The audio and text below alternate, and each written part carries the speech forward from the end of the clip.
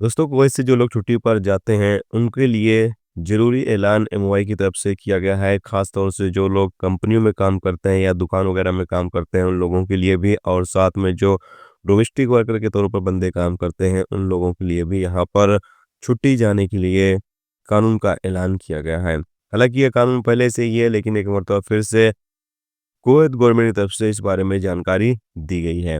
तो यहाँ पर बताया ये गया है कि कुवैत के अंदर इतने भी लोग काम करते हैं, जो कंपनियों में काम करते हैं या दुकान वगैरह में काम करते हैं, जितने भी बंदे प्राइवेट सेक्टर में काम करते हैं, वो लोग कुवैत से 6 महीने छुट्टी पर जा सकते हैं। 6 महीने से ज़्यादा वो कुवैत से बाहर नहीं रह सकते हैं। अगर 6 महीने से ज़्यादा अगर वो कुवैत से बाहर रहते हैं, तो ऐसी सूरत में उनका वीज़ा कैंसल कर दिया जाएगा। यानी जितने भी कंपनी बंदे काम करते हैं या दुकान वगैरह में काम करते हैं या कहीं पर भी आप प्राइवेट सेक्टर में आते हैं और काम करते हैं, तो आप लोग जो है कुवैत से 6 महीने की छुट्टी पर जा सकते हैं। ज़्यादा से ज़्यादा 6 महीने आप कुवैत से बाहर रह सकते हैं।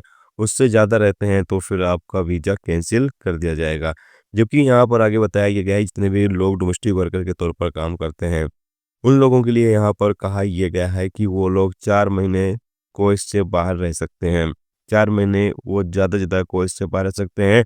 लेकिन यहाँ पर उनको एक छूट ये भी दी गई है कि अगर वो 4 महीने से ज़्यादा कोई इमरजेंसी है और 4 महीने से ज़्यादा वो रुकना चाहते हैं, तो उस सूरत में उनका जो कफ़ील है, स्पॉन्सर है, उसको एमओआई में जाकर इसकी परमिशन लेनी पड़ेगी। यानी मिनिस्ट्री में जाकर उसको परमिशन लेनी पड़ेगी और मिनिस्ट्री की तरफ से जब अप्रूवल दिया जाएगा, तभी वो बंदा कुवैत से बाहर 4 महीने से ज़्यादा रुक सकता है, नहीं तो नहीं रुक सकता है। अगर वो बिना अप्रूवल के 4 महीने से ज़्यादा रुकता है, तो उस सूरत में उसका वीज़ा कैंसल कर दिया जाएगा। तो जितने भी लोग कुवैत के अंदर काम करने वाले लोग हैं, जितने भी गैर मुल्की हैं, उन लोगों की छुट्टी के हवाले से यहाँ पर एमओआई की तरफ से ये जानकारी दी गई है।